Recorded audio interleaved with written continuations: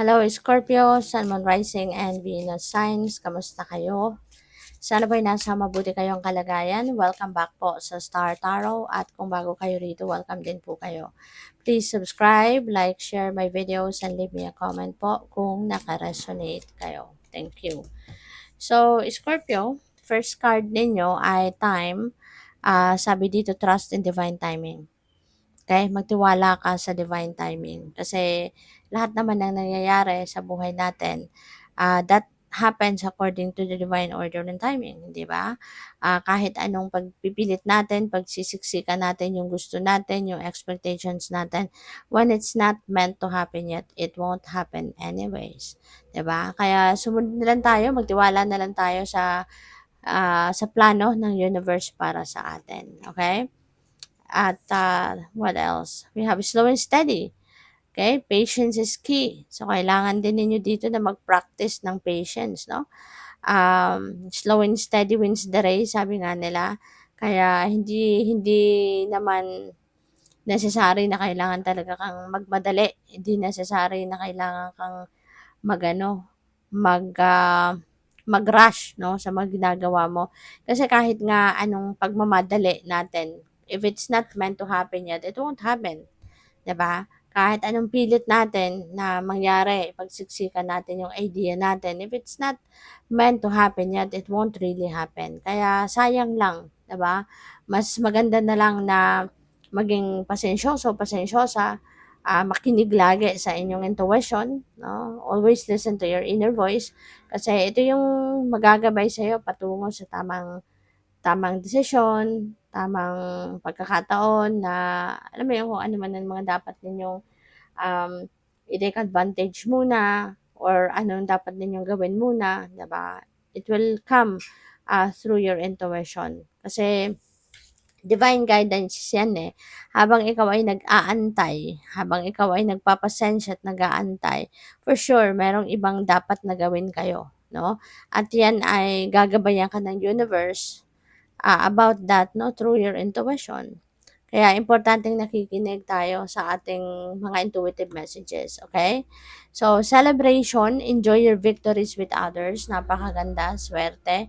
Kayo, Scorpio. Kasi meron ditong successes, no, na makakamit kayo. Merong mga tagumpay kayo na ma-achieve around this time. And hindi mo lang yan isa-celebrate, no? Hindi mo lang sasarilinin yan, but you are also going to share it with other people. You're going to celebrate it with other people. So, we have belief, examine existing beliefs. Kasi feeling ko dito, baka meron kayong mga existing na pinaniniwalaan na po pwedeng ito yung nagkukos ng pagiging stagnant ninyo. You know? Kasi pwedeng meron kayong mga paniniwala na instead na ito yung makatulong sa iyo na mag-progress or mag-prosper kayo sa buhay, baka dahil dito sa mga paniniwalang ito, kaya kayo natitenga. Kaya kayo na-stuck, kumbaga, sa kung nasaan kayo. Kaya po pwedeng napapansin mo sa ngayon na examinin ko nga muna yung sarili ko, mga paniniwala ko, why am I still here, na nauunahan na ako ng maraming tao, 'di ba? Na marami sila na-accomplish pero ako, bakit ako nandito pa rin?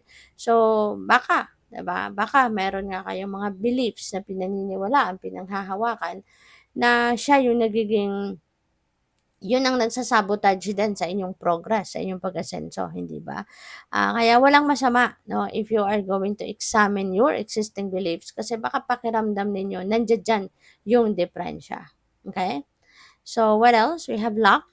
Something is hidden or locked. Ayan. So, pwedeng kayo tong meron tinatago or pwedeng someone else, no, is hiding something from you.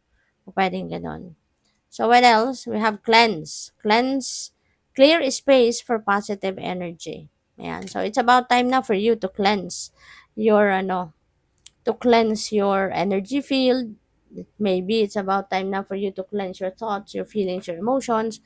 Baka nararamdaman ninyo na parang napapagiliran kayo, napapaligiran kayo ng negativity. So, tsaka kunyari, nasa paligid ninyo, no, na, merong negative entities or negative energy surrounding you, mararamdaman mo yan na parang hindi ka mapakali, parang mararamdaman mo na yung discomfort, yung mararamdaman mo yung parang there's something wrong, around you. Kaya kapagka ganyan nararamdaman ninyo, parang mabigat din ang sitwasyon, ang mga bagay-bagay, ang paggalaw ninyo. So, yun, walang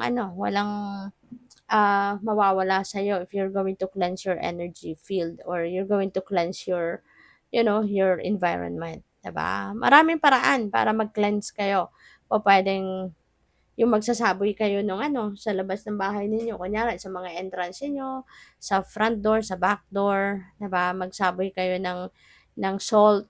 Ayan, kasi yung salt is a very effective thing to ward off negativity, 'di ba? So, yun, pwedeng saboy ninyo yan outside para, alam mo yun, yung papasok na energy is malinis na. Pupuwede rin na maglalagay kayo ng bowl of salt, 'no, sa all four corners of your home, puwedeng gano'n.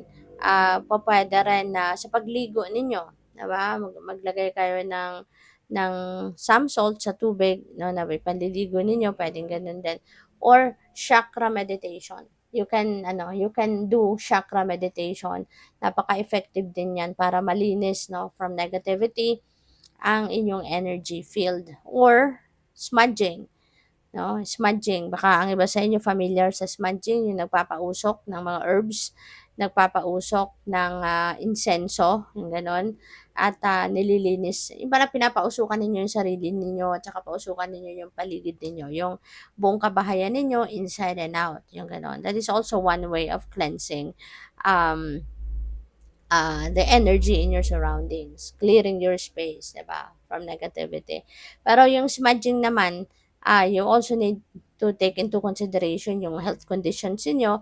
Kasi kung may allergies kayo, pati yung mga kasamahan ninyo sa bahay, dapat tatanungin niyo din kung sino yung may allergy. Kasi kung may allergies kayo sa usok, sa herbs, 'di ba, hindi niyo pwedeng gawin yon.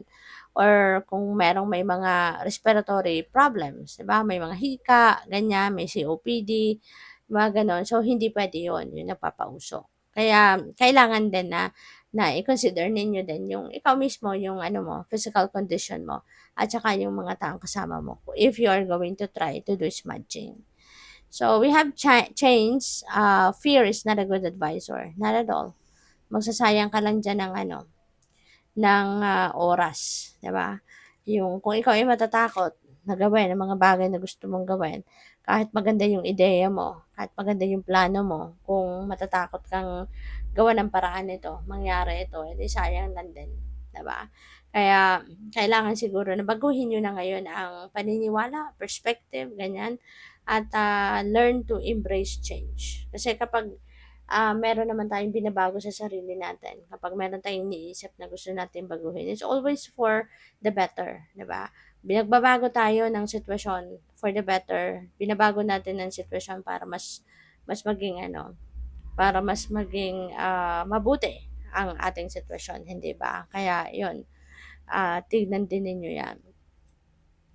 We have detour, there is a change course na mangyayari. Magbabago siguro ang isip mo or pupuwedeng mayroong bagong potential or bagong opportunity out there na pupuwedeng once in a blue moon lang ito mangyari or pupuwedeng, bihira ito mangyari, 'no? Kaya mas maaaring ito yung gagawin mo muna. Ito muna yung papanigan ninyo kasi alam ninyo na minsan lang dumating ito sa buhay ng tao. Kaya maaaring yun muna ang aasikasuhin mo at kung ano yung plano mo dati, isasantabi mo muna. So, we have alignment, this is good, 'no. So, siguro ramdam mo ngayon na kung ano yung mga, plano mo, dreams mo, mga heart's desires mo. Maybe kung ano yung mga nangyayari sa ngayon sa paligid mo, um, ano yung mga nakikita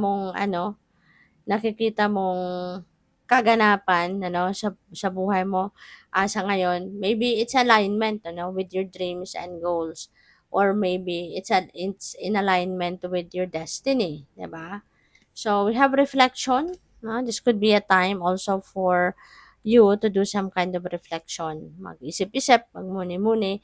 Maybe it's about time na for you to recalibrate, 'di ba? Baka kailangan mo ngayon na magpahinga talaga at mag-isip-isip examinin ang inyong sarili, i-evaluate ang nangyayari sa sarili mo, sa buhay mo, yung gano'n. No? So, it's time for you to do some kind of reflection. At marami ka madidiscover about yourself. When we are focusing on ourselves, when we are reflecting, marami tayong naiisip, maraming pumapasok ng mga magagandang insights na nadidiscover natin also about ourselves. So, good luck. Thank you for watching Love and Light. Namaste.